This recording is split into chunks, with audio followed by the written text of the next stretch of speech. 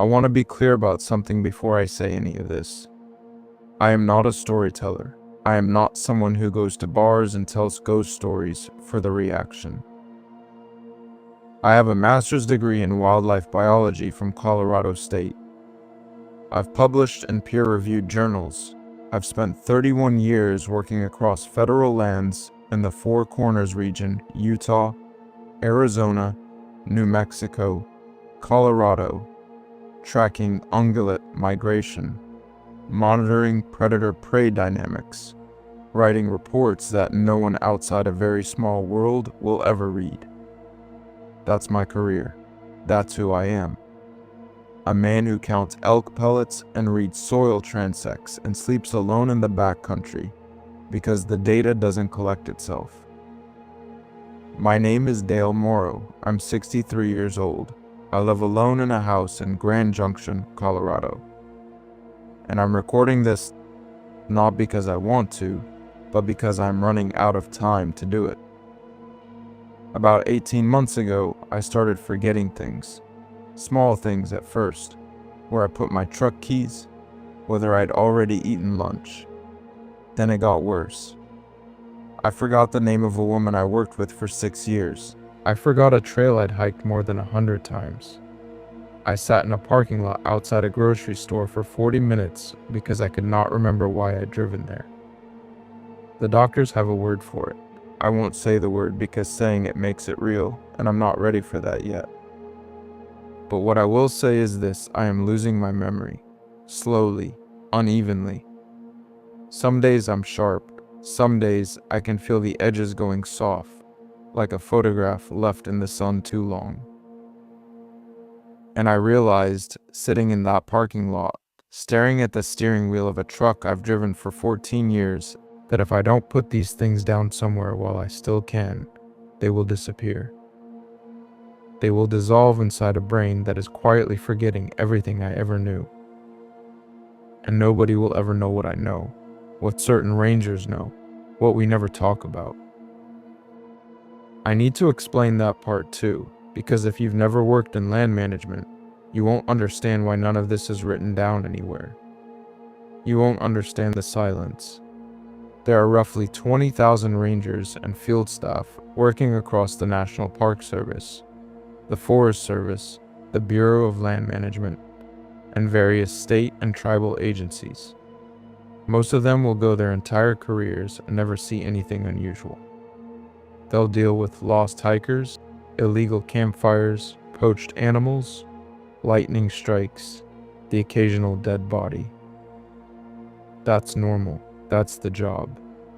That's what gets written up in incident reports and filed away in systems that nobody reads. But there's another kind of experience, the kind that doesn't have a form, the kind that doesn't have a box to check or a code to enter. And if you've had one of these experiences, you learn very quickly that there is an unspoken rule. You do not put it in your report. You do not bring it up in briefings. You do not mention it to your supervisor unless you want to be reassigned, psych-evaluated, or quietly pushed toward early retirement.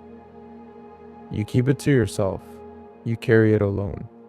And eventually, if you're lucky, you find someone else who has carried something similar, and you share it carefully, quietly, usually after a few drinks, and always with the understanding that it stays between you. I became that person for a lot of rangers. I don't know exactly how it happened. Maybe because I'm a scientist, and people felt like telling a scientist gave their experience some kind of legitimacy. Maybe because I worked across 4 states and multiple agencies, so I was an outsider everywhere and a threat to nobody. Maybe because I listened without judgment. I didn't laugh, I didn't explain it away, I just listened. Over 3 decades, I collected stories, not intentionally, not like a researcher, more like a priest hearing confession. Rangers would find a quiet moment at campfire, a long drive, a late night at a field station, and they would tell me what they had seen, what they had heard, or any of it down. That was the deal. That was the trust. I'm breaking that trust now. I need to say that plainly. The people who told me these things did not give me permission to share them. Some of them are dead. Some of them are retired. Some of them are still out there, doing the job, carrying what they carry. I've changed their names, I've shifted some locations, but the experiences themselves, I haven't touched those. They are exactly as they were told to me, word for word, as best as my failing memory allows. I'm going to share 5 accounts. 4 were told to me by rangers I knew and trusted. The 5th is my own. I saved mine for last because it's the one I'm most afraid of. Not because of what happened, but because of what it confirmed. See, the thing that disturbs me, the thing that has kept me awake more nights than I can count, is not any single story. It's the pattern. These rangers worked in different parks, in different states, in different decades. They never knew each other. They never compared notes. And yet the things they described, the details, the smells, the sounds, the behavior of whatever they encountered, were almost identical. As if they had all seen the same thing. Or as if the same thing had found each of them, one by one, across years and miles and silence. I don't know what that means. I've spent a long time trying not to think about what it means. But I'm running out of time to not think about things. So here it is, from the beginning. The first story was told to me by a man named Nolan Begay. I met Nolan at an interagency wildlife conference in Flagstaff in 2007. One of those events where 100 field workers crowd into a hotel ballroom, sit through PowerPoint slides about chronic wasting disease for 8 hours, and then drink too much at the hotel bar afterward because none of them get to talk to other human beings for months at a time. I'd given a presentation on cougar predation patterns. Nolan was there representing a federal team that managed backcountry access on lands adjacent to the Navajo Nation, out near Canyon de Chelly. We ended up at the same table, shared a pitcher of beer, talked about the usual things: budget cuts, staffing shortages, the slow creep of bureaucracy into fieldwork that used to be simple. Nolan was Dean, born and raised on the reservation just outside Chinle. He was in his mid-30s when I met him, which meant the story he told me that night had happened about 4 years earlier, in the fall of 2003. He was working as a seasonal backcountry ranger at the time, monitoring trail conditions, checking for illegal campfires, surveying erosion damage, chasing stray cattle off federal land. The kind of quiet, repetitive work that puts you alone in the desert for days at a stretch.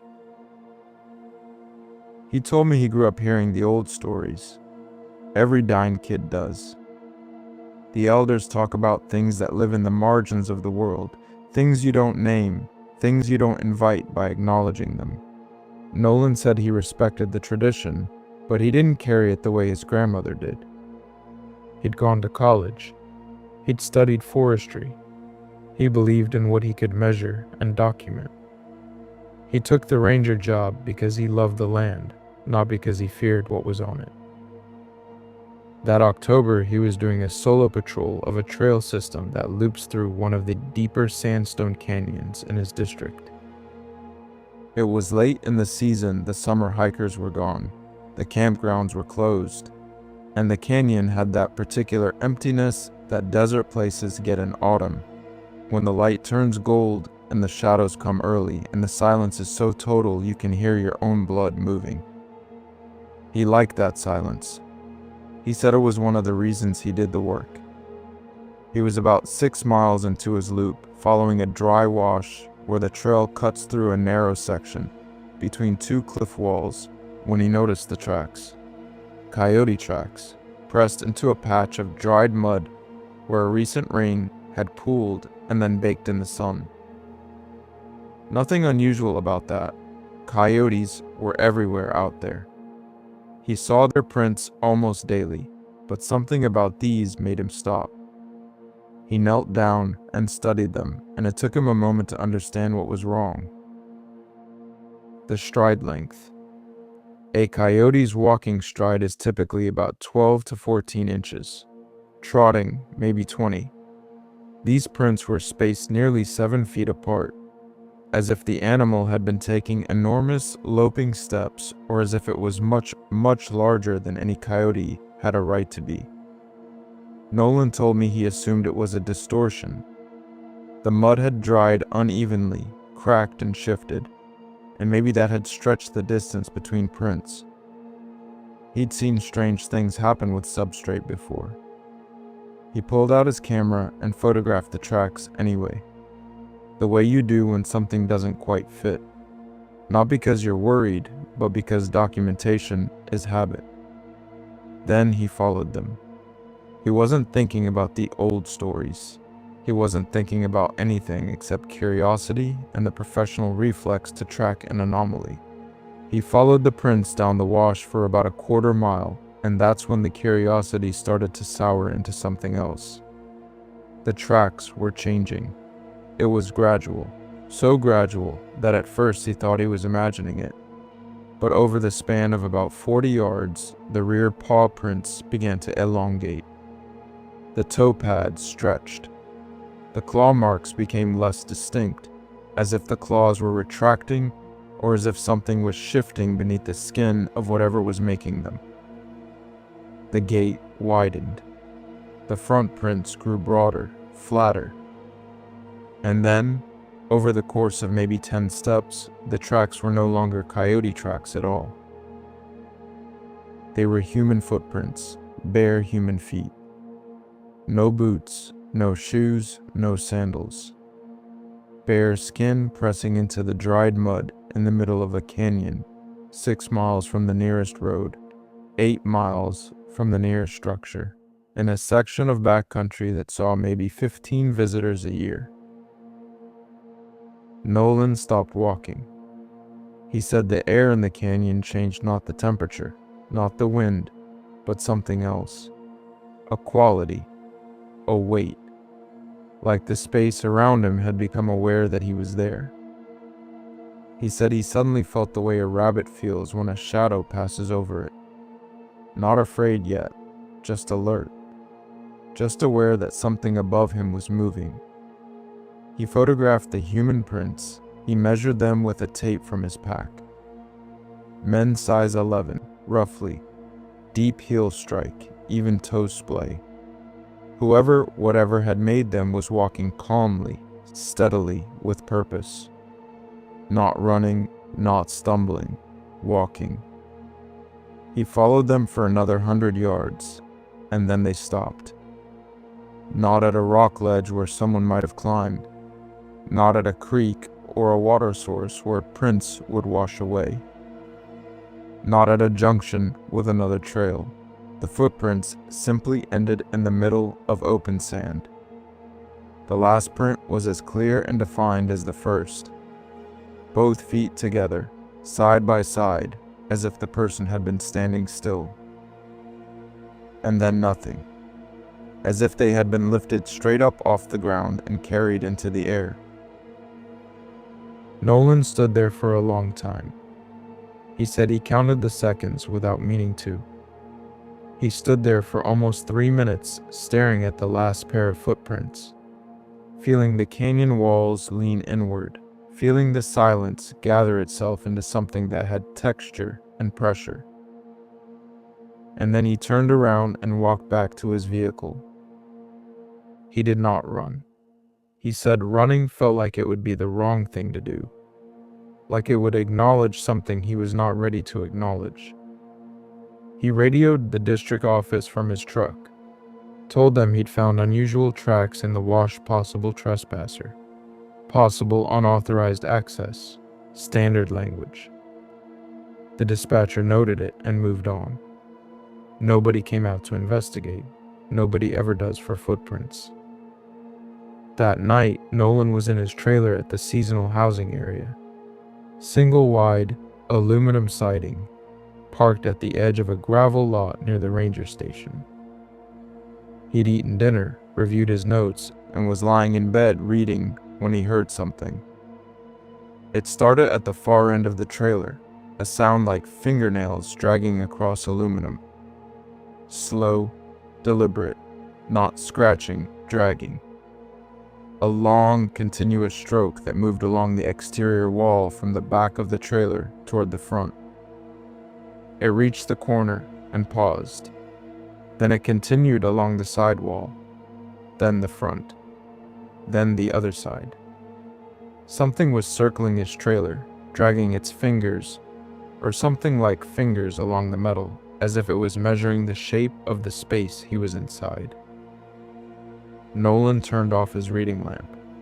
He lay in the dark and listened. The sound continued, around and around. Each circuit took about 2 minutes. He counted 5 full circuits, maybe 6. The dragging never varied in speed, never got faster, never got slower, never stopped to test a window or a door. Just that steady, patient, methodical movement around the perimeter of the place where he slept. He did not get up. He did not look out the window. He told me that he didn't decide not to look. His body simply would not do it. Every instinct he had, every old piece of knowing that he thought he'd educated out of himself, told him the same thing. Do not look. Do not engage. Do not let it know you're listening. After about 20 minutes, it stopped. Not a fade, a stop, like a recording being cut. One moment the sound was there, and the next moment there was only the ordinary silence of the desert. At night, the hum of the refrigerator, the tick of the trailer cooling, the distant yip of coyotes miles away doing what coyotes are supposed to do. In the morning, he checked the exterior, every inch of it. There were no marks on the aluminum, no scratches, no fingerprints, no tracks in the gravel around the trailer, nothing, as if it had never happened. He told only one person, his grandmother.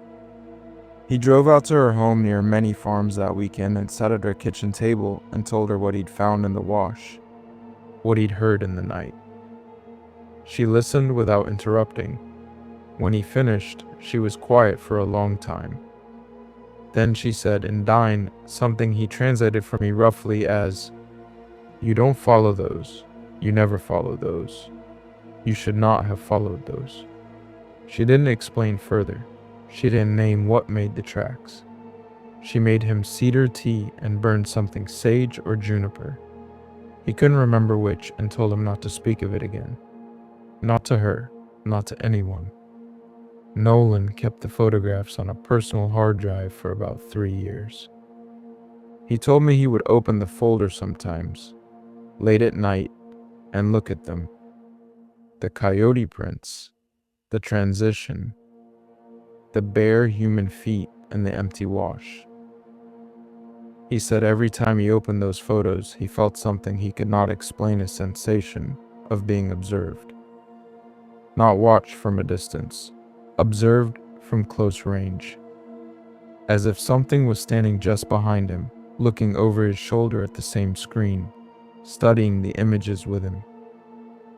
He deleted the files in 2006, reformatted the drive. When I asked him why, he didn't hesitate. He said, "Because I kept feeling like something was looking at the photos with me, and I started to wonder if the photos were how it was finding me." I asked him if anything else had happened since. He finished his beer, set the glass down, and looked at me with an expression I've seen on the faces of a lot of rangers since. It's not fear, exactly. It's not sadness. It's the look of someone who knows something they wish they didn't, and who has accepted that unknowing it is not an option. He said, "Nothing I want to talk about." We changed the subject. We talked about elk counts and prescribed burns and the best way to cook a camp meal with nothing but a jet boil and dried beans. Normal things, safe things. Things that belong to the world we understand. I didn't push him.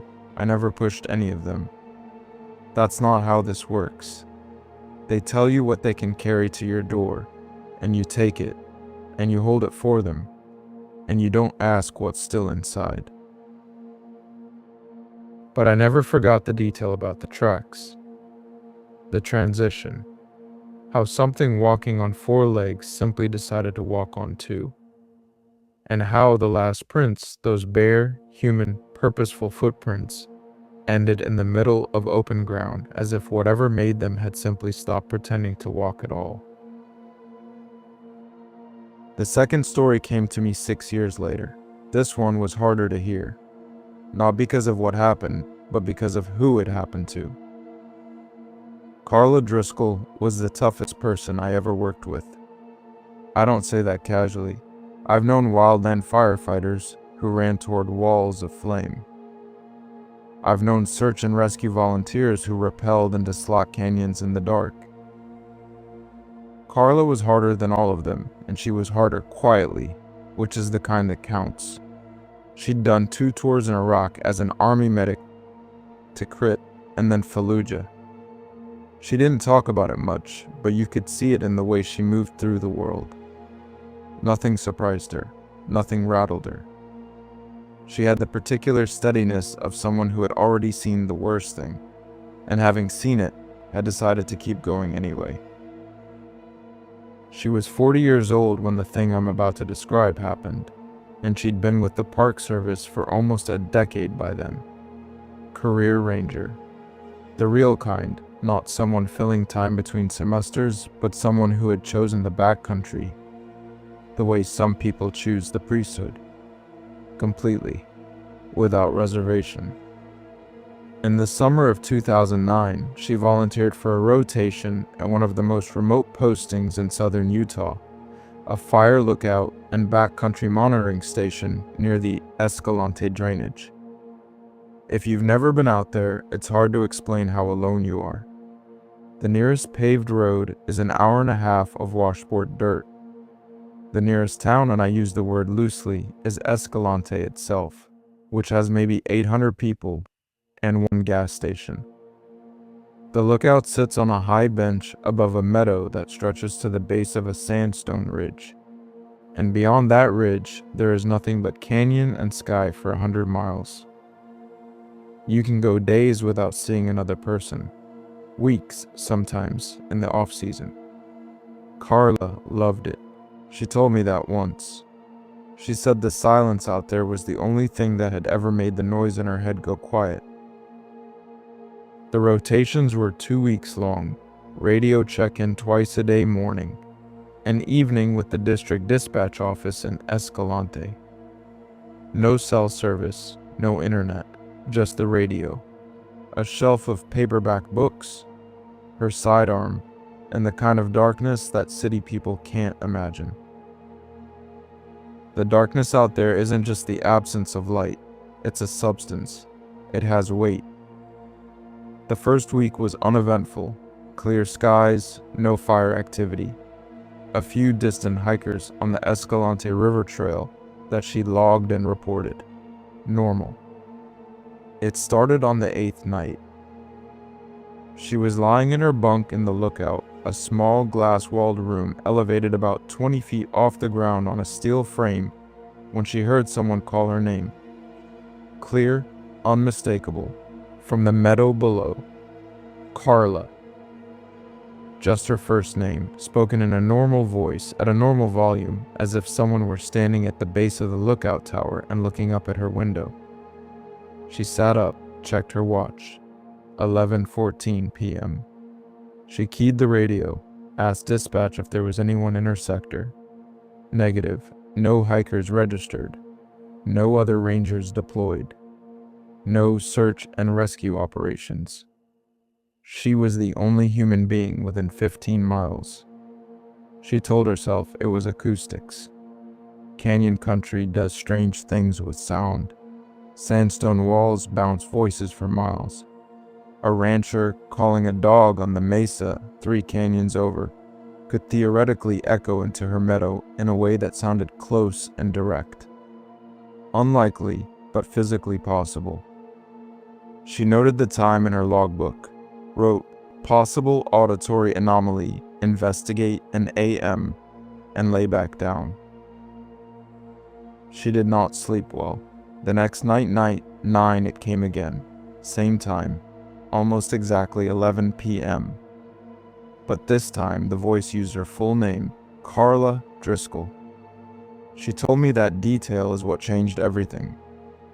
Your first name could be a coincidence, a sound that your half-sleeping brain shaped into something recognizable. But your full name first and last, spoken with the cadence and emphasis of someone who knows you, that is not an echo, that is not wind, that is not a rancher calling a dog. And there was something else. The voice was familiar, not generically familiar, specifically familiar. It sounded like Marcus, her ex-husband, a man she hadn't spoken to in 3 years, who lived in Arlington, Virginia, who had no reason to be in Utah, and no idea where she was stationed. She didn't respond. She didn't call dispatch this time either. She told me she had the sudden, absolute certainty that responding would be the wrong thing to do. Not a rational conclusion, a feeling. The kind of feeling that had kept her alive in Fallujah when the situation analysis said one thing and her gut said another. She'd learned to trust that feeling. It had never been wrong. She locked the lookout hatch, a heavy steel trapdoor at the top of the stairs, and sat in the dark until dawn. She didn't turn on a light. She didn't look out the windows. She sat on the floor with her back against the wall and her service weapon in her lap. And she waited for morning the way she had waited for morning in places where morning was not guaranteed. Night 10, the third night. The voice returned, but it had changed again. It was no longer calling her name. Instead, she heard something that was, in some ways, far more disturbing. A conversation. One side of a conversation. As if someone was standing in the meadow below talking on a phone. She could hear the rhythm of natural speech. A sentence, a pause, a laugh, another sentence. The tone was casual, warm, the way you'd talk to an old friend. She couldn't make out all the words, some were too low. Some seemed to blur at the edges, but she caught fragments. She heard what sounded like, I know, followed by laughter. She heard something that might have been a name she didn't recognize. She heard the word tomorrow repeated twice. The rhythm was perfectly human. The inflection was flawless. Whoever or whatever was producing this sound understood how people talk to each other. The pauses, the interruptions, the way laughter breaks a sentence in half. It wasn't a recording. Recordings loop, recordings repeat. This was fluid, spontaneous, alive. She checked the meadow with binoculars. Then with a spotlight, a powerful handheld beam that could illuminate a football field. The meadow was empty. The grass wasn't even pressed down. Nothing had walked through it. Nothing was standing in it. The voice was coming from a space that contained nothing. The conversation continued for roughly 20 minutes and then stopped in the middle of a word. Not at the end of a sentence. In the middle of a word. As if whatever was producing the sound had simply decided to stop performing. Night 11, the fourth night. Silence. Not the normal silence of the backcountry, which is never truly silent.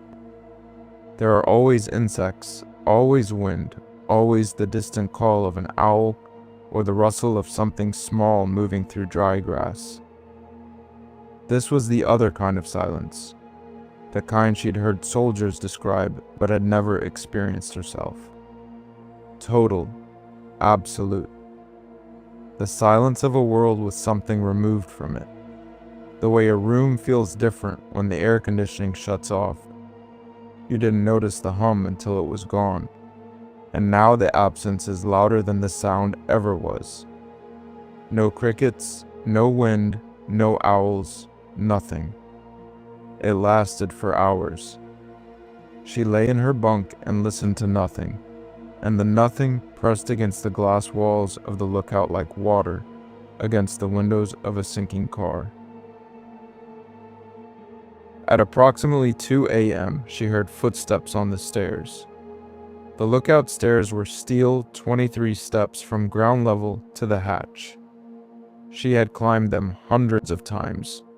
She knew exactly what boots on those stairs sounded like.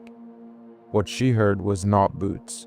It was barefoot, skin on cold metal. And it was slow.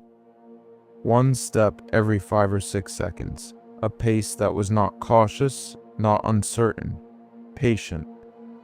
The pace of something that had no reason to hurry because it knew exactly where it was going. And it knew that what it was going toward could not leave. She counted the steps. She counted 14, which is where her memory disagreed with the physical structure. She knew the staircase had 23 steps, but she only heard 14. And then the sound stopped, right on the other side of the hatch.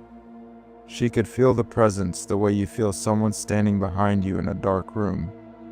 Not through sound, not through sight. Through some older sense that humans pretend they don't have. No knock, no voice, no breathing. Just occupation. Something on the other side of a steel door, standing in the space where the next step would have been.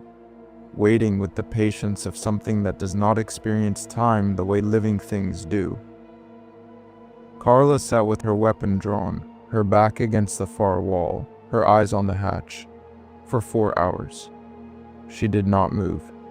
She did not make a sound. She employed a combat breathing technique, 4 counts in, 4 counts hold, 4 counts out, and she kept her finger alongside the trigger guard, and she waited. At dawn, the exact moment the first gray light touched the eastern rim of the canyon, she felt the presence leave. Not heard, felt, like a change in air pressure, like a headache you didn't know you had suddenly releasing. She waited another 30 minutes, then she opened the hatch. The stairs were empty. The ground at the base of the tower showed no footprints, no disturbance. But she noticed something on the steel railing of the top, landing a smear of something dark, oily. She touched it and immediately wiped her hand on her pants because the texture was wrong. It wasn't grease, it wasn't sap. It was biological and chemical at the same time. Organic in the way blood is organic, but with an acrid mineral undertone that didn't belong to anything she could name. She bagged a sample with a Ziploc from her kit, marked it with the date and time. When she brought it to the district office at the end of her rotation, she handed it to her supervisor and said she'd found an unidentified substance on the lookout railing. He looked at the bag, looked at her, and said, "Throw it away and stop talking about it." She told me those were his exact words. No questions, no follow-up, no curiosity. As if he already knew what the conversation was about and wanted no part of it. Carla finished her rotation. She filed a clean report, weather observations, fire risk assessments, hiker logs. Nothing about the voice, nothing about the footsteps, nothing about the substance on the railing. She never volunteered for that station again.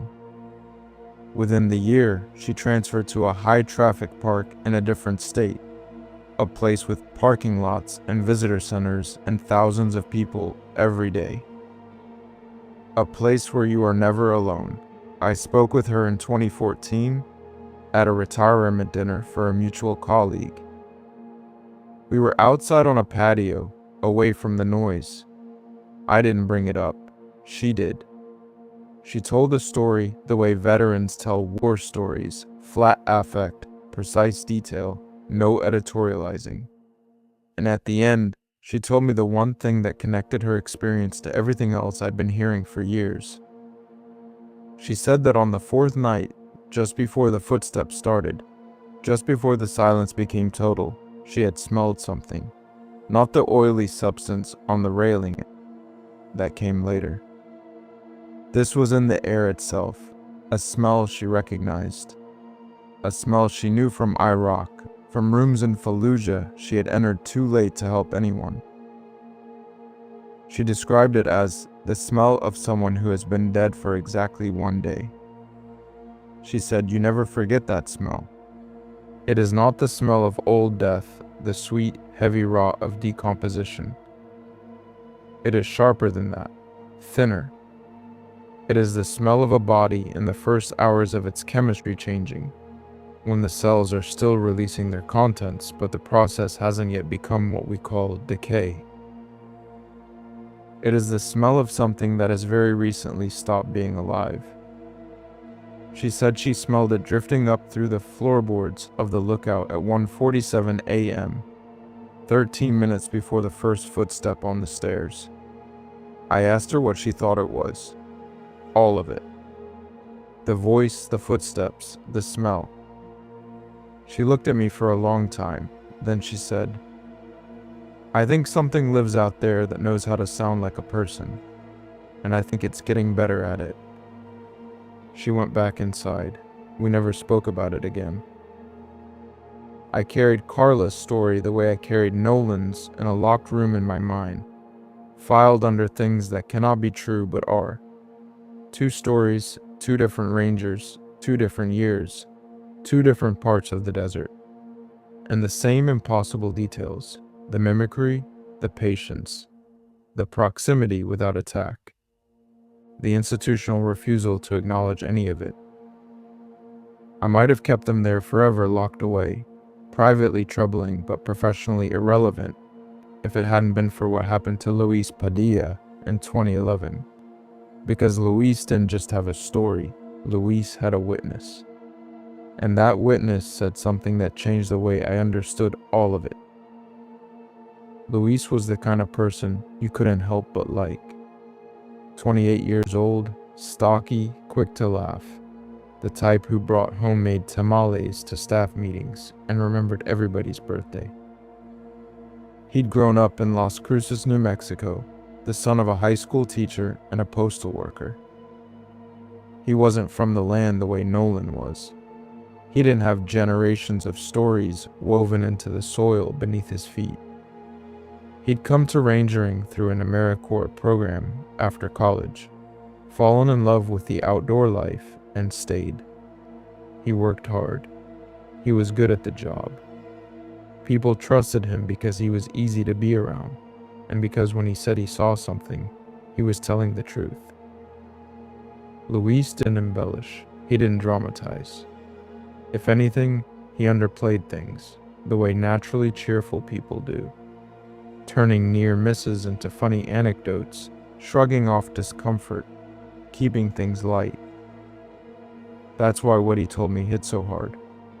Because by the time Luis Padilla sat across from me in a diner in Page, Arizona, in the summer of 2018, 7 years after the event, he was not the same person. He was quieter, thinner. He had the look of someone who had been carrying something heavy for a long time and had run out of places to set it down. In the fall of 2011, Luis was assigned to a joint patrol along a river corridor in northern Arizona, a stretch of federal land that borders the Navajo Nation. Joint patrols were common in these boundary areas. One ranger from the federal side, one from the tribal side, sharing a vehicle for a few days of routine monitoring, checking fences, logging water levels, watching for poaching activity, documenting erosion. It was cooperative work, bureaucratic mostly, the kind of assignment you didn't think twice about. Luis's partner for that rotation was a man named Tommy Yellowhair. Tommy was dying, early 50s. He'd worked the same tribal district for over 20 years longer than some of the roads he patrolled had existed. He was lean, quiet, weathered, in the way that desert people get weathered, as if the land had slowly worn him into a shape that fitted. He spoke only when he had something to say, which wasn't often. He drove with one hand on the wheel and his eyes moving constantly, not nervous, but alert, scanning, the way a man watches the land when he knows it watches back. Luis admired him, told me he considered Tommy a mentor, even though Tommy never offered advice and never asked for it. He taught by example, by what he paid attention to and what he ignored, by where he chose to stop the truck and where he chose to keep driving. Luis said that working with Tommy was like reading a book in a language you only half understood. You couldn't always follow the specifics, but you knew instinctively that the man knew more than he was saying. They were 3 days into their patrol. It had been uneventful fence checks, water readings, a brief encounter with a rancher who'd let his cattle drift across the boundary. Normal work. They were driving a fire road along the river at dusk, heading back to the field station where they'd been bunking, when Tommy did something he had never done before. He stopped the truck, not a gradual slowing, not a pullover. He brought the vehicle to an abrupt halt in the middle of the road, killed the headlights, and sat perfectly still. His hands were on the steering wheel. His knuckles were pale. Luis could see the tendons standing out in Tommy's wrists, and he realized that what he was looking at was a man gripping the wheel so hard his hands were shaking. Luis started to speak. Tommy cut him off. "Don't look to your left." His voice was low, controlled, but underneath the control there was something Luis had never heard from Tommy Yellowhair. Not fear, exactly. Something older than fear. Something that predated the word for it. "Look at me. Look at the dashboard. Look at your hands. Don't look to your left." Luis told me his first instinct was to turn his head. Of course it was. Someone tells you not to look at something, and every nerve in your body fires toward the thing you're not supposed to see. He felt his neck muscles begin to rotate, and that's when Tommy's hand shot across the cab and grabbed his forearm. Not gently. Hard. Hard enough to leave bruises that Luis could still see the next morning. I said, "Don't look." They sat in the dark truck on the dark road in the dark desert for almost 12 minutes. Luis knows because he watched the digital clock on the dashboard, 6:47 to 6:59, and those numbers burned into his memory because they were the only thing he allowed himself to look at. The green glow of the clock, the faint outline of the dashboard gauges, Tommy's breathing, his own breathing, and the thing outside. He couldn't see it. He obeyed Tommy. He kept his eyes forward, but he could feel it. First, the displacement. That's the word Luis used, and I've never heard anyone else describe it quite that way, though I understand what he meant. The air on the left side of the truck felt different, denser, as if something large was standing in the brush beside the road and the atmosphere itself was adjusting around it. The way water adjusts around a stone, not moving, just present.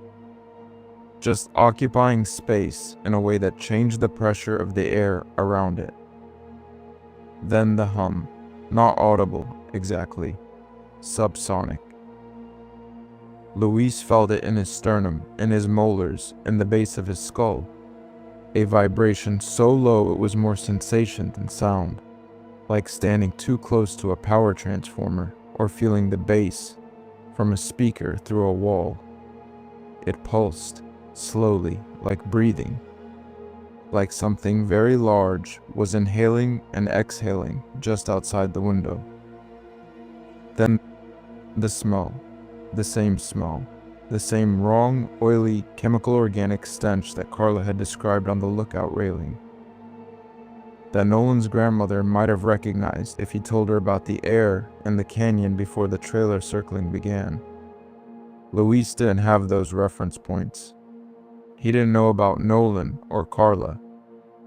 He described it to me in his own words, like something dead and something electric at the same time, like meat and copper and ozone, like nothing I've ever smelled before or since.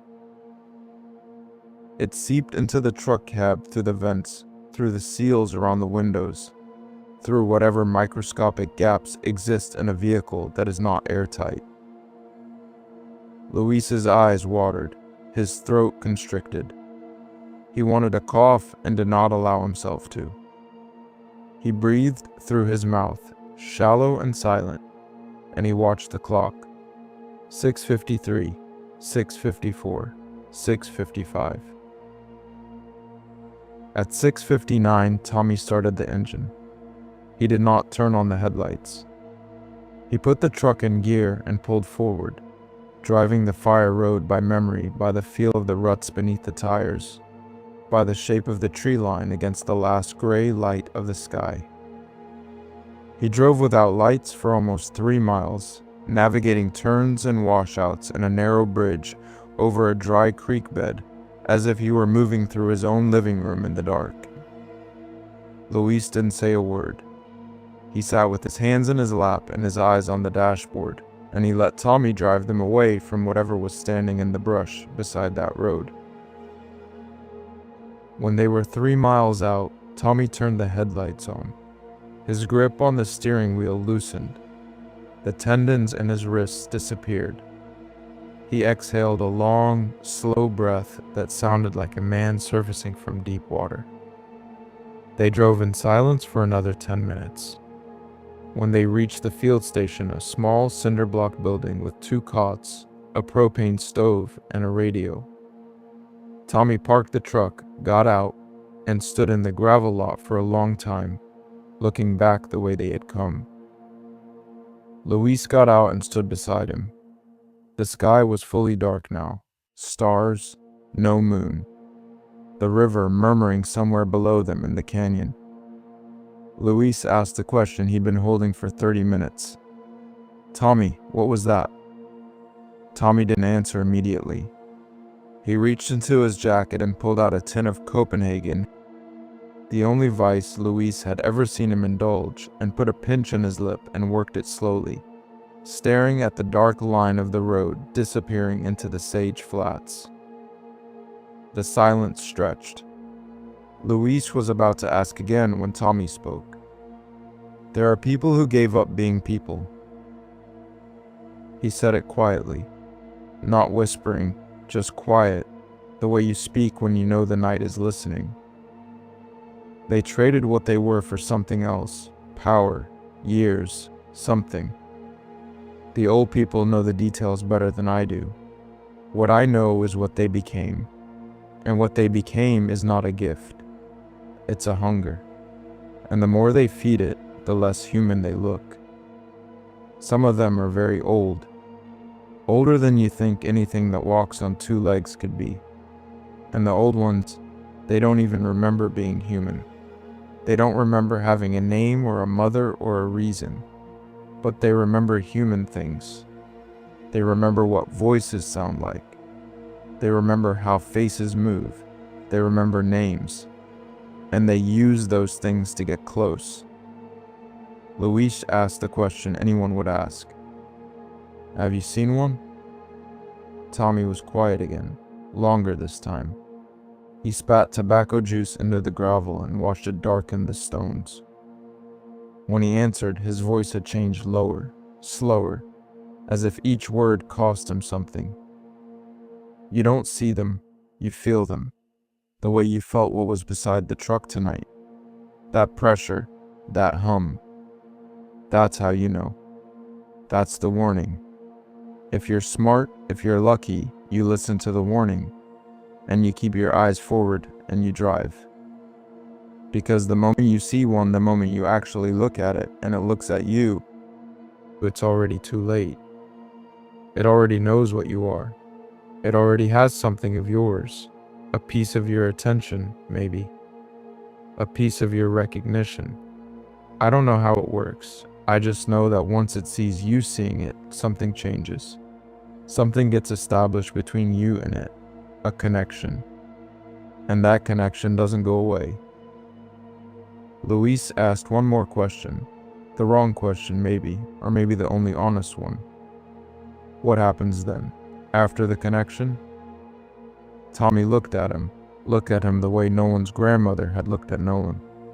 The way Carla's supervisor had looked at Carla. With the expression of someone standing at the edge of what they're willing to say. Then it knows where you sleep.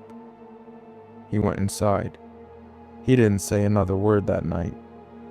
He lay on his cot with his back to Luis and his face to the wall, and Luis lay on his cot and listened to the river and the coyotes and tried very hard to believe that the world was the same world it had been that morning.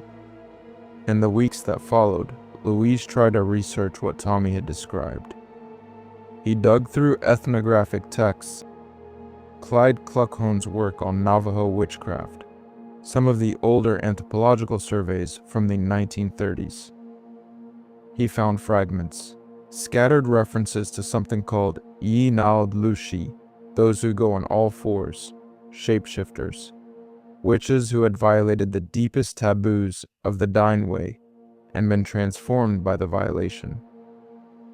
But the academic texts were clinical, detached, written by outsiders who treated the beliefs as folklore. They didn't capture what Luis had felt in that truck. They didn't capture the hum, the displacement, the smell. They didn't capture Tommy's hands shaking on the steering wheel. 3 months after the patrol, Tommy Yellowhair took early retirement. No announcement, no farewell. He simply stopped showing up. His paperwork went through the tribal office quietly, the way things do when someone in the system knows not to ask questions. Luis tried calling him, 3 times, 4. The phone rang and rang. On the 5th attempt, Tommy's wife answered. Her voice was polite but closed, the way a door is closed, not slammed, just shut, with the lock turned. He doesn't talk about the work anymore, she said.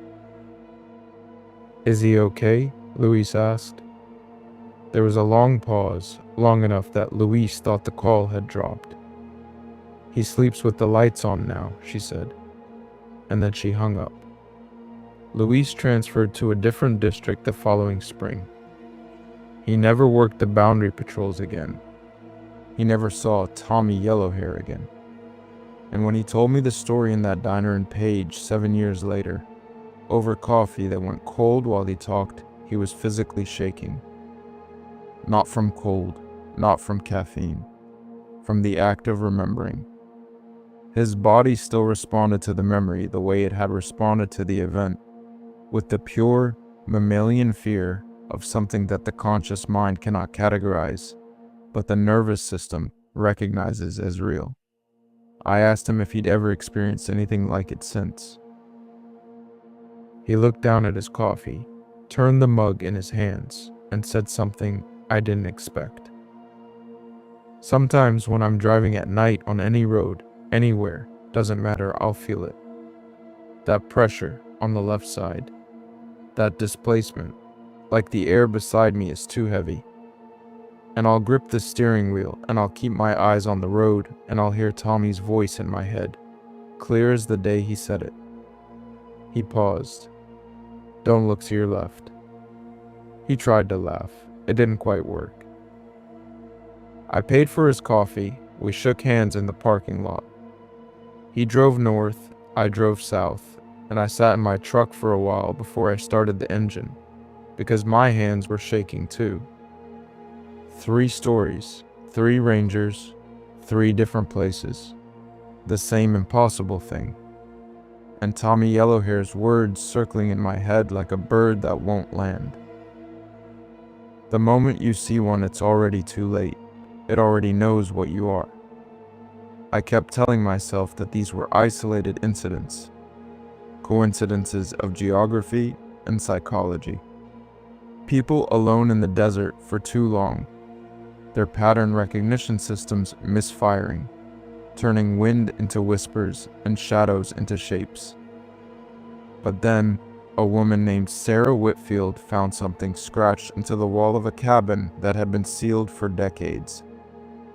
And what she found in that cabin, what found her, made coincidence impossible. I need to say something about Sarah before I tell her story, because without understanding who she was, you won't understand why her story matters more than the others. Sarah Whitfield did not believe in any of this. That's not a soft statement. That's not, she was skeptical, or she kept an open mind. Sarah Whitfield actively, aggressively, professionally did not believe in the supernatural in any form. She was a law enforcement ranger, not a naturalist, not a trail guide, not someone who sat in a lookout tower and watched sunsets. She carried a badge, a sidearm, and the legal authority to arrest you on federal land. She had trained at the Federal Law Enforcement Training Center in Glencoe, Georgia. She had processed crime scenes. She had handled missing persons cases, illegal excavations on archaeological sites, drug manufacturing in the backcountry, and 2 incidents involving armed suspects. She had knelt beside dead bodies in the woods and done the work of documenting how they got that way. She was, in every sense, a person who dealt in evidence, in what could be seen, measured, photographed, submitted in a report, and defended in court. When seasonal rangers at her station told ghost stories around the break room, and they always did, because remote posts breed that kind of talk, she would leave the room. Not rudely. She'd just stand up, rinse her coffee cup, and walk out. She once told a young ranger who was breathlessly recounting something strange he'd heard on a night patrol, "If you can't put it in an incident report with your name on it, it didn't happen." That was Sarah. Evidence or nothing, facts or silence. She told me her story in 2019 at a conference in Albuquerque. She had sought me out. She'd heard from Luis they had overlapping professional circles, that I was someone who listened without judging. She didn't call it a story. She called it a series of observations from an inspection I conducted in 2015 that I chose not to include in my official report. Even the way she framed it was defensive, clinical, as if she were testifying, but her hands were shaking. In the spring of 2015, Sarah was assigned to inspect an abandoned structure deep in a wilderness area in northern New Mexico. The cabin was a CCC-era line shack, Civilian Conservation Corps. 1930s, one of hundreds of small wooden shelters built during the Depression and scattered across federal land. Most had been demolished or had collapsed on their own decades ago. This one was still standing, barely, and the district office needed a structural assessment to determine whether it should be preserved as a historic site or demolished as a safety hazard. Standard paperwork. Sarah drew the assignment because the cabin was in a remote drainage that required a 4-hour hike to reach, and she was the most experienced backcountry officer on staff. She set out at dawn on a Tuesday in late April. Clear sky, cool air. The trail followed a creek drainage uphill through ponderosa pine forest, then crested a ridge and dropped into a narrow valley that didn't appear on most recreational maps. The cabin was at the far end of this valley, backed against a granite outcrop, surrounded by scrub oak and the kind of deep shade that even midday sun can't fully penetrate. She found it around noon. It looked about how she'd expected a single-story wooden structure, maybe 16 by 20 feet, with a partially collapsed roof on the south side. The door was gone. Had been gone for years, based on the weathering of the frame. The windows were empty sockets. Graffiti covered the exterior, spray paint. carved initials, the usual evidence of trespassers who'd hiked in over the years to drink beer and carve their names into something older than themselves.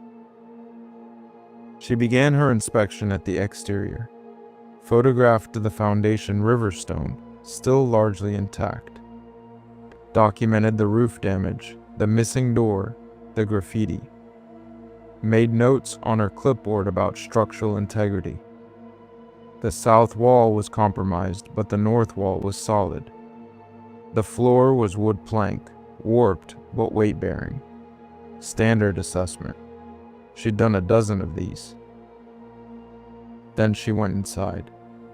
The interior was one room with a partition wall dividing it roughly in half a main area, and a smaller back room that might have served as storage or sleeping quarters for the CCC crew that had used it. The main room was predictable: old beer cans, a collapsed wooden chair, mouse droppings, the ashy remnants of campfires built on the floor by people who didn't care about burning down a historic structure. She photographed everything methodically. Click, advance, click, advance. The camera shutter was the loudest sound in the valley. She stepped through the gap in the partition wall into the back room. It was darker here. The roof was still intact on this side, and the single window was partially blocked by the branches of a scrub oak that had grown against the exterior wall. The light that came through was green and filtered and insufficient. She turned on her headlamp. The first thing she saw was the tally marks. They covered the entire back wall, floor to ceiling, hundreds of them, maybe thousands, scratched into the wood with something sharp. A nail, maybe, a knife point, or something harder and narrower than either. They were grouped in sets of 5, the traditional way 4 vertical lines crossed by a diagonal, but the sets weren't organized into rows or columns. They spiraled, they clustered. They spread across the wall in patterns that were almost organic, like the growth rings of a fungus or the branching of a root system. As if whoever had made them wasn't counting days but counting something else entirely. Something that didn't follow a calendar. Sarah's first assumption was age. CCC workers in the 1930s, bored and isolated, marking time until their rotation ended. But then she looked closer and noticed something that invalidated that theory immediately. The tally marks were scratched over the graffiti. The spray paint, which she could date roughly to the 1990s or later, based on the brands and the cultural references, was underneath the scratches. Meaning the tally marks came after, significantly after. They had been made within the last 10 or 20 years, possibly within the last few. And they had been made by someone who had come to this cabin deep in the backcountry, miles from any road, and spent what must have been hours, many hours, maybe days, scratching marks into the wall with the patience of something that had nowhere else to be. Then she found the words. They were scratched in the same hand as the tally marks, the same depth, the same instrument, the same pressure. They were scattered among the spirals of counting marks like messages hidden in a code. She had to move her headlamp across the wall slowly to find them, and each one she found made the air in the cabin feel a little thinner.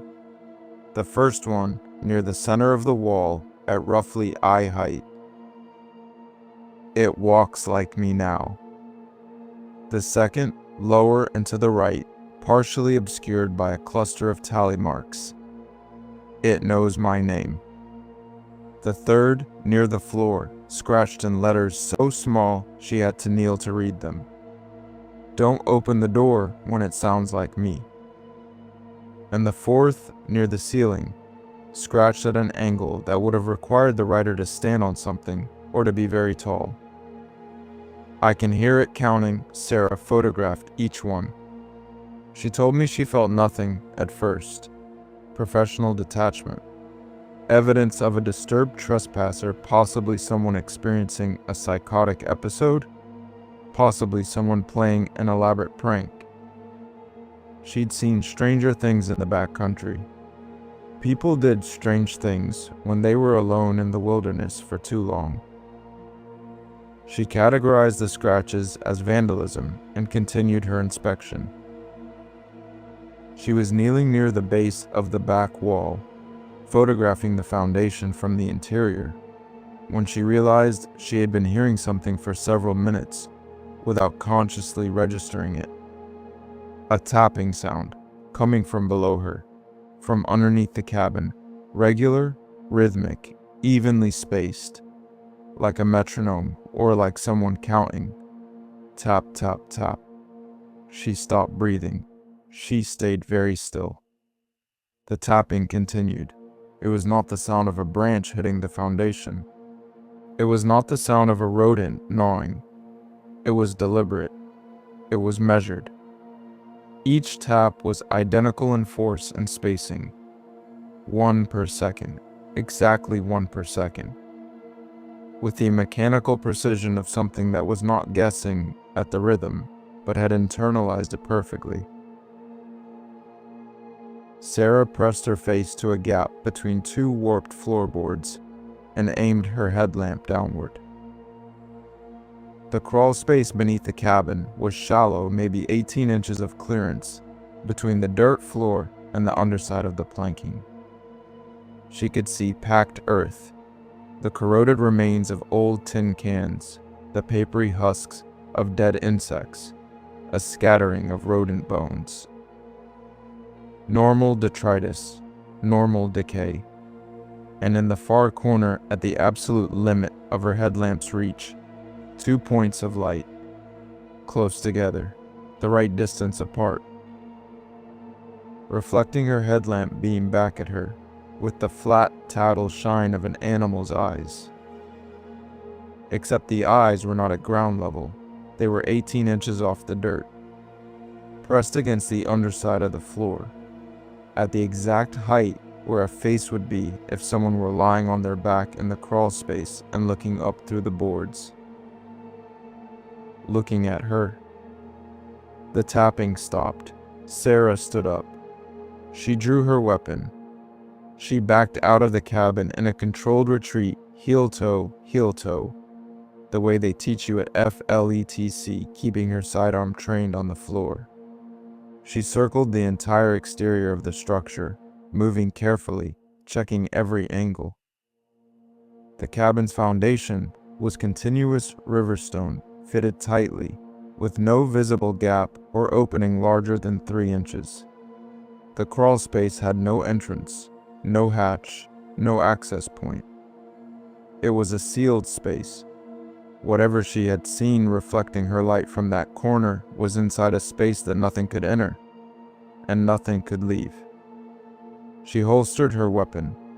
She took 3 photographs of the sealed foundation north, west, south, and noted in her clipboard that the structure showed no points of external access to the subfloor crawl space. That was the language she used. Clean, professional. The language of someone describing a structural feature, not the language of someone who had just seen eyes in a place where eyes could not be. She hiked out, 4 hours back down the drainage. She reached the trailhead at dusk and drove to the district office in silence. On the drive, something happened that she almost didn't tell me. Almost left out. She said she paused at this point in the telling, took a breath, looked at the far wall of the conference room, and then continued in a voice that was lower and less steady. Her radio picked up a transmission. It wasn't dispatch. It wasn't any frequency she recognized. It came through as static at first, the white noise hiss of an empty channel, and then, gradually, a voice. Female, calm, repeating her unit number. 743, 743, 743. Over and over, with the patient, unhurried rhythm of someone who had all the time in the world. Sarah kept her hands on the steering wheel. She did not pick up the radio. She did not key the mic. She drove and listened to something that should not have known her unit number say her unit number 11 times. And then, in the middle of the 12th repetition, mid-syllable, between the sev and the n, the transmission cut to silence. Not static, silence. The radio was still on. The channel was still open. But whatever had been speaking had simply stopped. She filed her inspection report the next day. Structural damage, evidence of historic and recent trespassing, graffiti, vandalism, unidentified scratch marks consistent with a sharp instrument. Recommendation, further assessment required before demolition decision. Standard language, clean paperwork, no mention of the tapping, no mention of the eyes, no mention of the radio transmission. I asked her why. She looked at me with the expression I had now seen on too many faces. Because I know what happens to rangers who put things like that in official reports. Nothing good.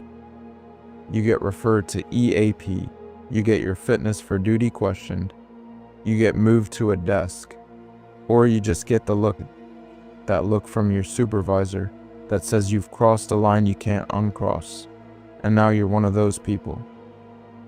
I've worked too hard to become one of those people.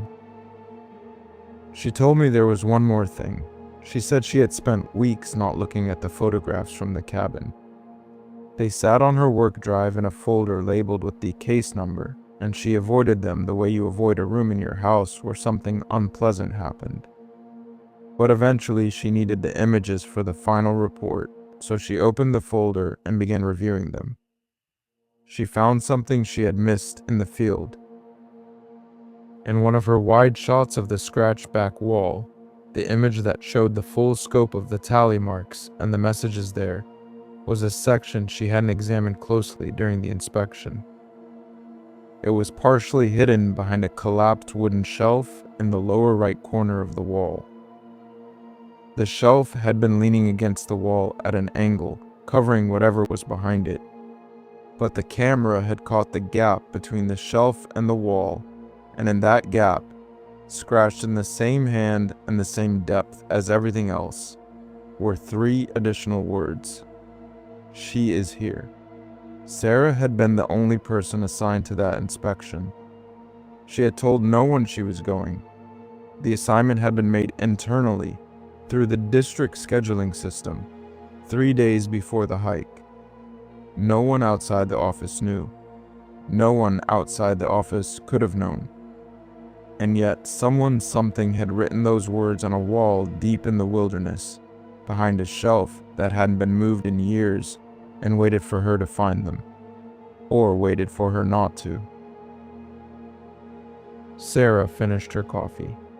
She straightened the napkin in her lap. She said very quietly, "I don't go in the backcountry alone anymore. I don't go in abandoned structures, and I don't answer the radio after dark." She stood up and walked away. We have not spoken since. 4 stories, 4 rangers. And I was still telling myself that this had nothing to do with me. That I was the listener, the collector, the man who held other people's impossible truths and kept them safe in the dark. I was wrong about that. I was wrong because in the fall of 2017, 2 years before Sarah told me about the cabin, I went into a canyon in southeastern Utah to count mountain lions. And what I found in that canyon, what found me, is the reason I am making this recording. It is the reason I cannot sleep. It is the reason I check the locks on my windows every night, even though I know locks don't matter. Because Tommy Yellowhair was right. The moment you see one, it's already too late. And I saw one. I've been circling this for the last hour, talking around it. Talking through other people's eyes and other people's fear. Because it was easier than sitting here, in this room, in this house, and saying what happened to me. But that's why I'm doing this. That's the whole point. So here it is. No more borrowed voices, no more secondhand distance. This one is mine. October 2017. I was 54 years old. I'd been doing wildlife surveys for over 2 decades by then, and this particular trip was routine in every way that mattered. A 5-day solo backcountry survey in a remote canyon system in southeastern Utah, the kind of deep, narrow sandstone drainage that doesn't have a name on most maps. I was tracking mountain lion activity, camera traps, scat collection, prey remains analysis. The kind of work that puts you deep in country that doesn't see another human being for months at a time. I'd done hundreds of these trips. I could set up a base camp, run a transect, and process samples in my sleep.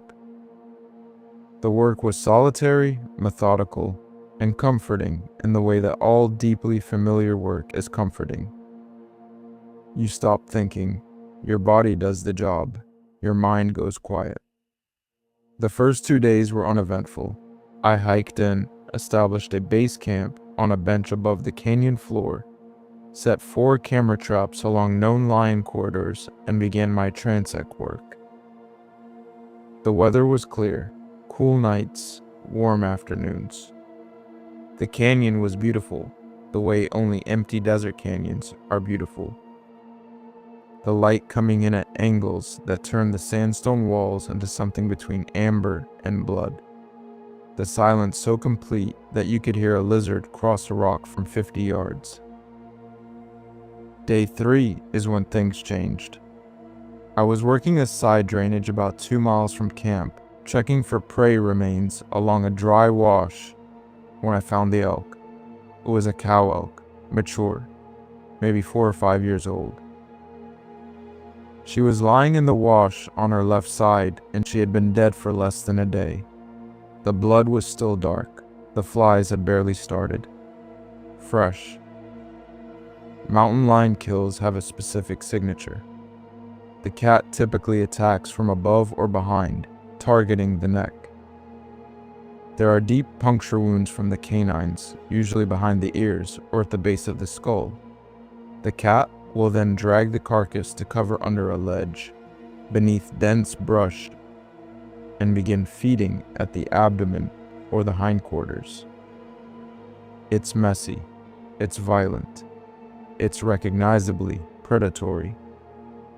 This was none of those things. The elk had been opened from the base of the throat to the pelvis in a single, continuous incision. Not torn, cut.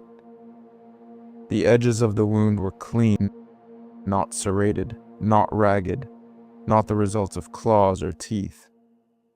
It looked like a scalpel line. The hide had been parted with a precision that I have never seen in 30 years of examining predator kills. And I say that as someone who has published papers on predation patterns. But that wasn't the worst part. The organs had been removed, all of them. Heart, lungs, liver, kidneys, stomach, intestinal tract. Every major organ had been extracted from the body cavity and placed beside the carcass in a line. Not piled, not scattered the way a scavenger distributes viscera. Placed, deliberately, in a row, evenly spaced. Heart first, then lungs, then liver, then kidneys. Arranged by size, largest to smallest, like specimens laid out on an examination table by someone who understood anatomy and wanted the display to be orderly. I stood over that elk for a long time. I photographed it from every angle. I measured the incision. I examined the edges of the wound with a hand lens. And I could not explain what I was looking at. No predator does this. No scavenger does this. No human poacher does this. There would be boot prints, tire tracks, knife marks inconsistent with the single clean cut. There was nothing, just the elk, the incision, and the organs arranged in the sand like an offering, or a message. I noted the GPS coordinates, bagged 2 tissue samples, and moved on. I made camp that night about a mile from the elk on my regular bench site. I ate dinner, I reviewed my notes. I crawled into my tent around 9 p.m. and lay there listening to the canyon settle into darkness. Coyotes started up around 10. A pack, somewhere to the east, their calls bouncing off the canyon walls in that layered, echoing way that makes 3 animals sound like 30. Normal. Expected. I noted the time and the direction and closed my eyes. At approximately 1 a.m., the coyote stopped. Not a gradual fade, not the natural trailing off that happens when a pack moves out of range. Every voice stopped at the same instant, as if someone had pressed a button. The silence that followed was not the silence of a quiet night. It was the silence of removal, the silence of subtraction. As if the canyon had been emptied of every living thing that made sound, and what remained was a vacuum, a negative space shaped like a world that used to have animals in it. I lay in my tent with my eyes open. I could feel my heartbeat in my throat. And then I heard the whistling. It came from the direction of the elk carcass, a mile away, roughly.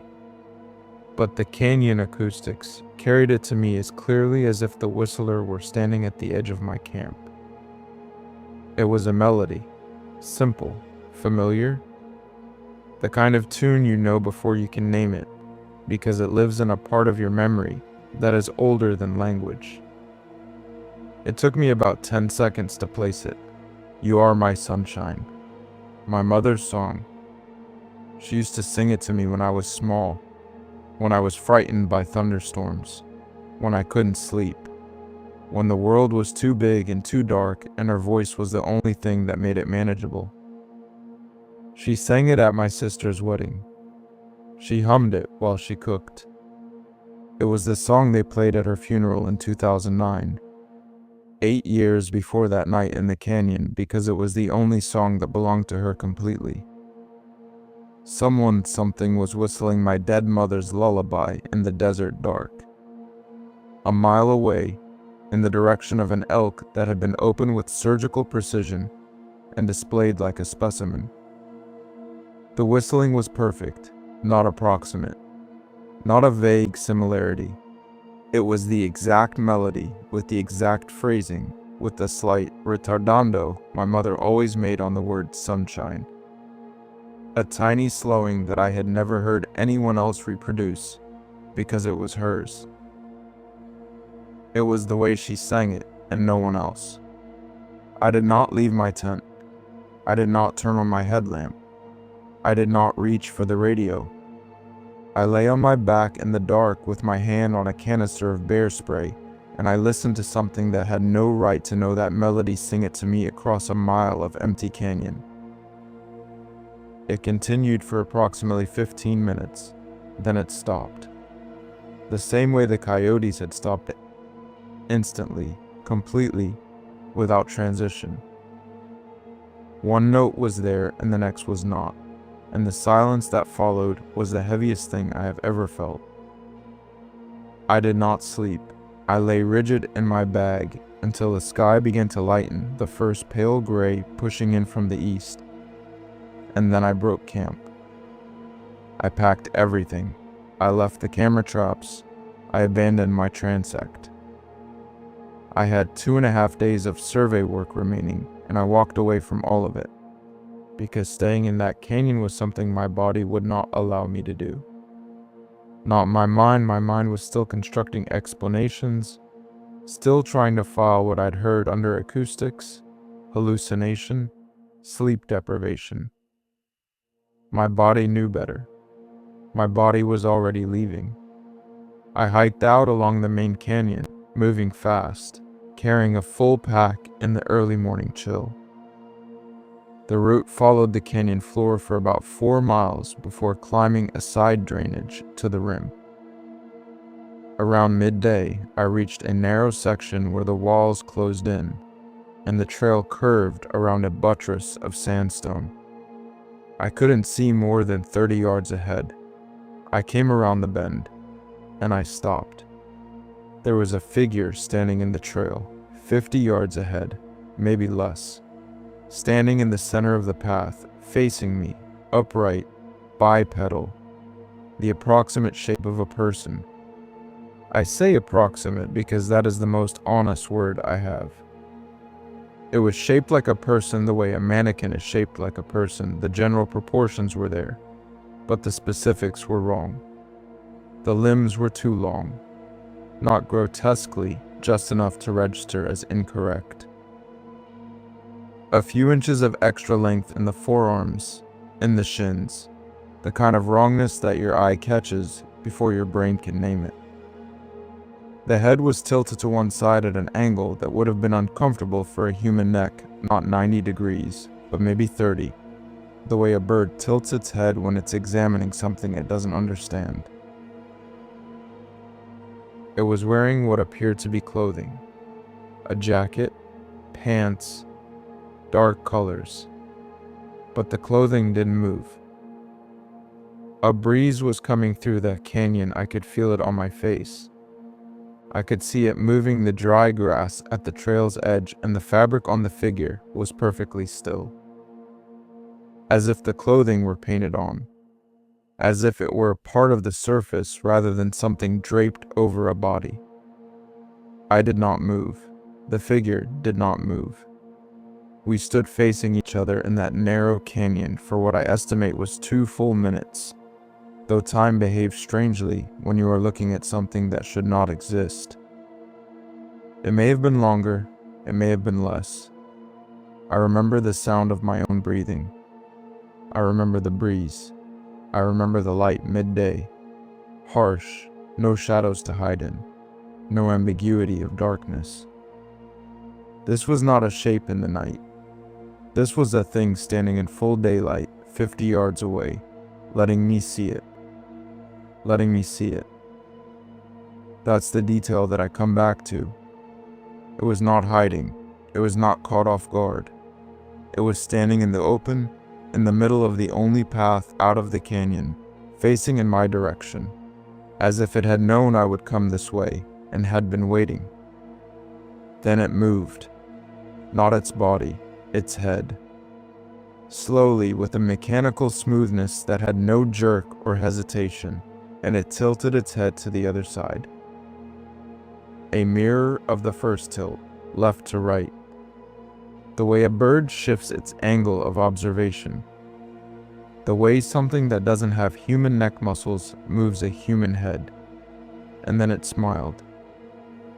I need to be careful about this part because the smile is the thing that will not leave me. It is the image that wakes me at 3 a.m. It is the thing I see when I close my eyes in a dark room. And I need to describe it precisely because the horror of it is in the precision. The smile was almost right. Almost. The lips pulled back. The shape was correct. The geometry of it, the curve, the width, the way the corners of the mouth lifted, was a perfect reproduction of a human smile.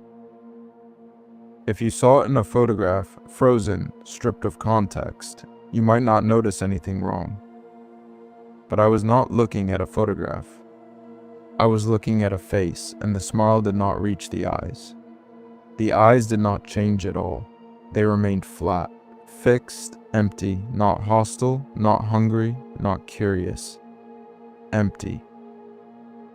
The eyes of something that had studied smiles, had perhaps watched humans smile thousands of times, from distances near and far, for years or decades, or longer, and had learned to reproduce the muscular configuration perfectly, but had never understood what the smile meant, had never felt what a smile is supposed to express.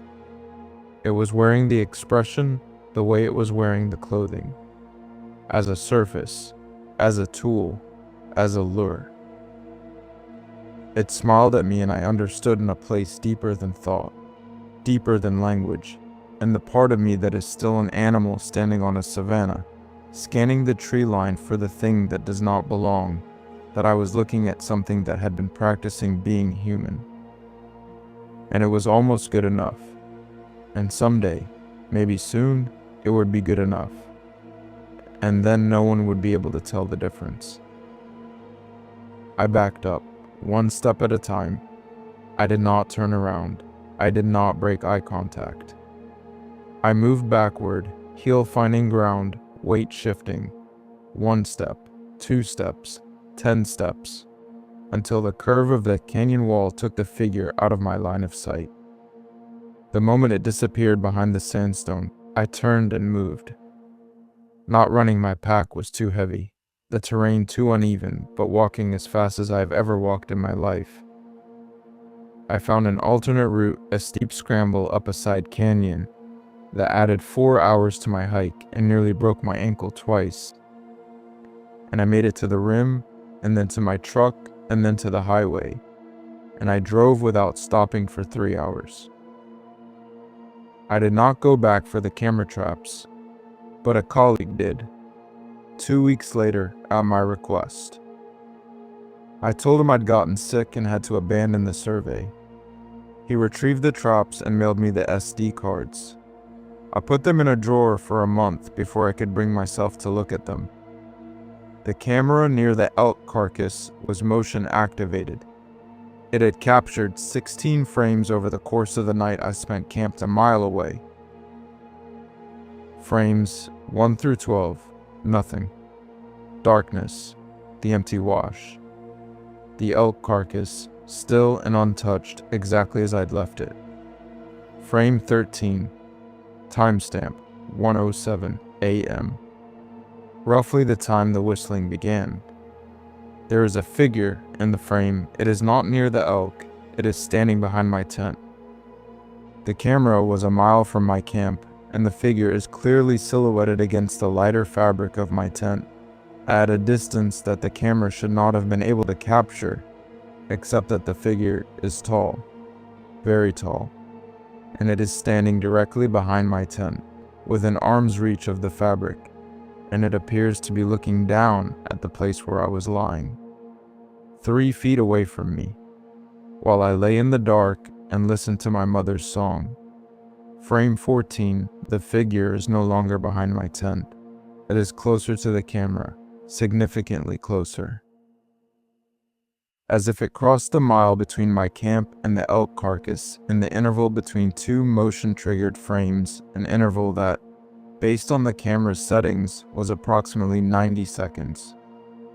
Frame 15, closer still.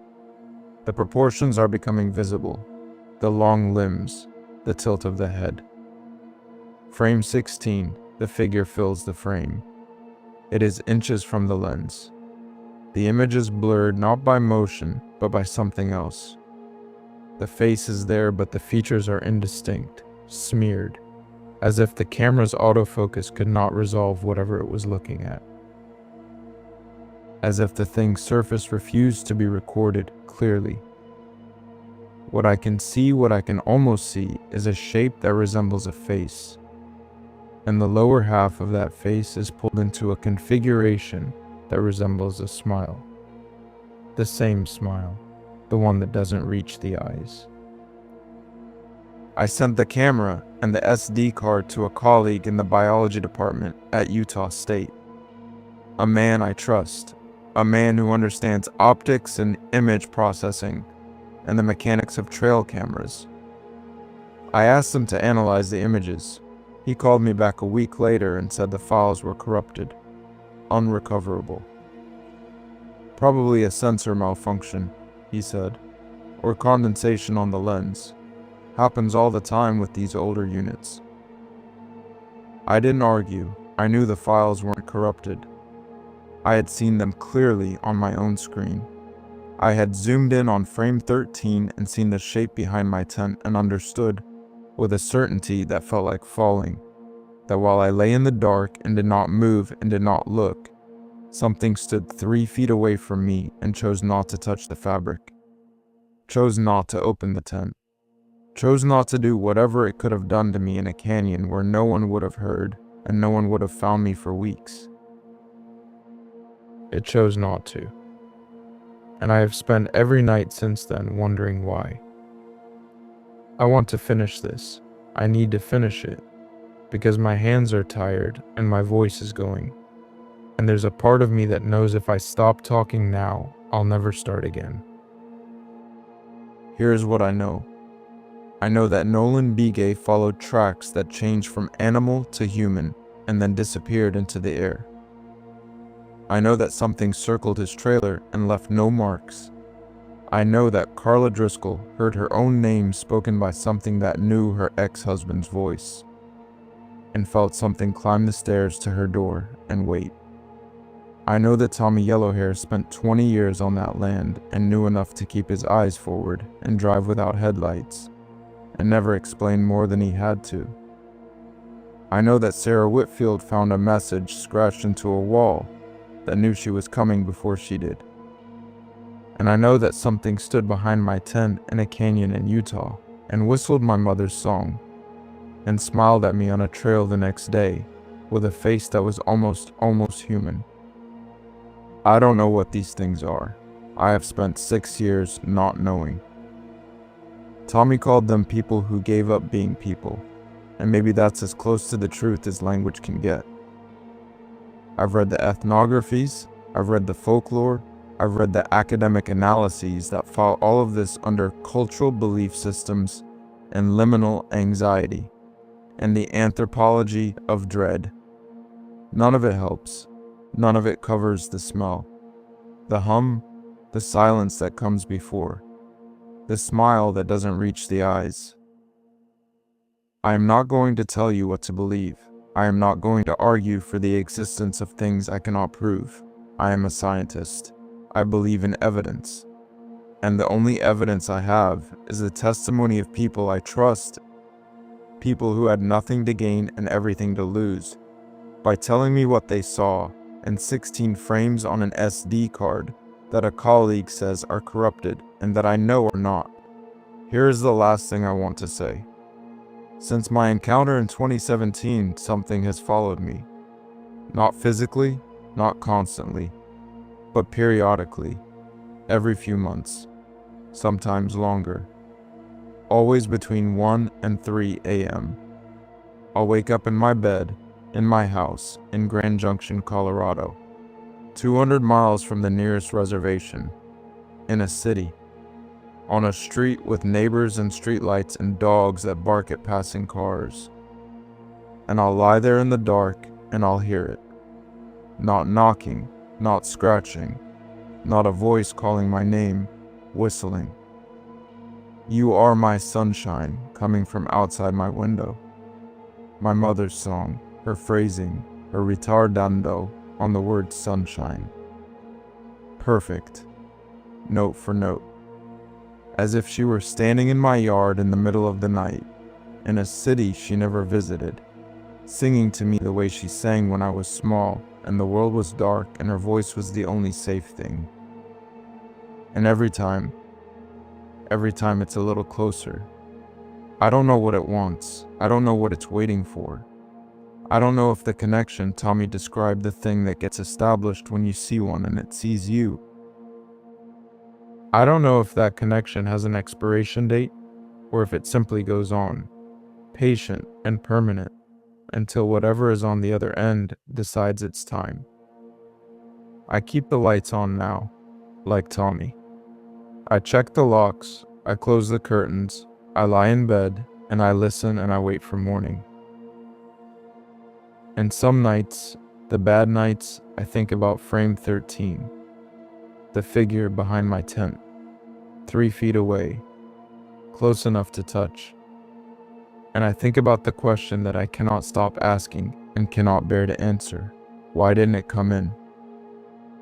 Was it not ready? Or was it not hungry yet?